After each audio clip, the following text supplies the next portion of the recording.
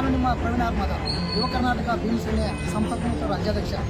ಈ ಬೆಳಗಾವಿ ಜಿಲ್ಲಾಧಿಕಾರಿಗಳ ಕಚೇರಿಯ ಆವರಣದ ಪಕ್ಕದಲ್ಲಿರುವ ಒಂದು ಉದ್ಯಾನವನ ಯಾವ ರೀತಿ ಅಸ್ವಚ್ಛತೆಯಿಂದ ತುಂಬಿದೆ ಅಂದ್ರೆ, ಇಲ್ಲಿ ಮದ್ಯಪ್ರಿಯರು ಈ ರೀತಿ ಮದ್ಯದ ಬಾಟ್ಲಿಗಳನ್ನು ಎಸೆದು ದಿನನಿತ್ಯ ಈ ಉದ್ಯಾನವನ್ನು ಹಾಳು ಮಾಡ್ತಾ ಇದ್ದಾರೆ.